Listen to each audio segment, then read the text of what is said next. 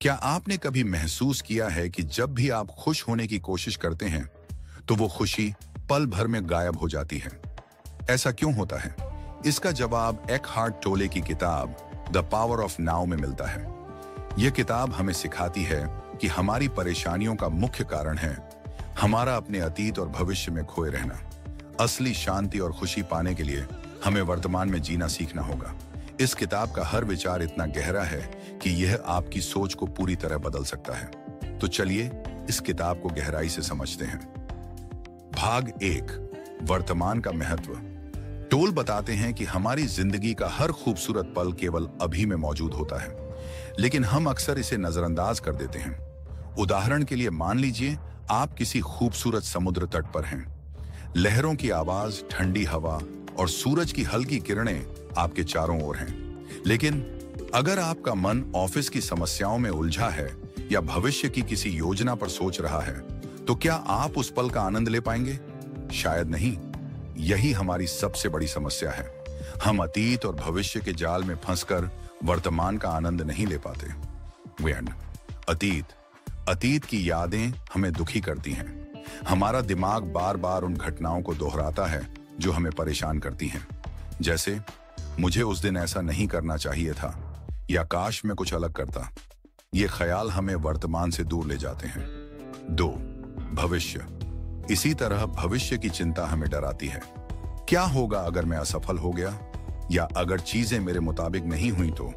ये सब हमारे मन का भ्रम है जो हमारी ऊर्जा खत्म कर देता है। कैसे बचें? 1, हर दिन माइंडफुलनेस का अभ्यास करें। अपने चारों ओर की चीजों पर ध्यान दें, जैसे फूलों की खुशबू, पक्षियों की आवाज या हवा की ठंडक। यह आपको अभी में लाने में मदद करेगा। 2, अपने विचारों को लिखें। यह आपको अपने दिमाग के शोर को कम करने में मदद करता है। भाग 2, अहंकार और मन का जाल। हमारा अहंकार हमें हमेशा एक युद्ध के मैदान में रखता है। टोले बताते हैं कि हमारा अहंकार, ईगो, हमें हर चीज में अपनी पहचान ढूंढने पर मजबूर करता है। यह हमें दूसरों से तुलना करने और उनकी उपलब्धियों से ईर्ष्या करने पर मजबूर करता है। विस्तृत उदाहरण, मान लीजिए आपने सोशल मीडिया पर अपने किसी दोस्त की तस्वीर देखी जिसमें वह एक शानदार गाड़ी के साथ खड़ा है। तुरंत आपका मन सोचने लगता है, मेरे पास ऐसी गाड़ी क्यों नहीं है, या क्या मेरी जिंदगी इतनी अच्छी नहीं है? यही अहंकार का खेल है। अहंकार हमें दूसरों से बेहतर दिखने की कोशिश करने पर मजबूर करता है। यह हमें हर समय बेचैन और असंतुष्ट रखता है। कैसे बचें? 1, अपने विचारों का निरीक्षण करें। जब भी आपका मन तुलना करे, खुद से पूछें, क्या यह मेरी खुशी को बढ़ा रहा है?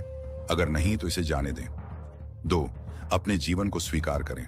समझें कि आपकी यात्रा दूसरों से अलग है। भाग 3, जागरूकता और स्वीकार्यता।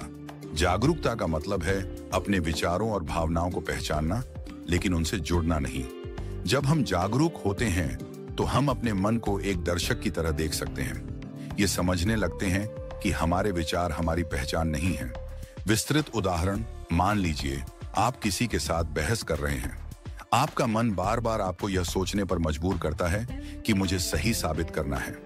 लेकिन अगर आप जागरूकता के साथ अपने गुस्से को देखें तो आप इसे नियंत्रित कर सकते हैं। स्वीकार्यता का महत्व। टोले कहते हैं कि स्वीकार्यता ही सच्ची शांति की कुंजी है। वे वर्तमान को स्वीकारें।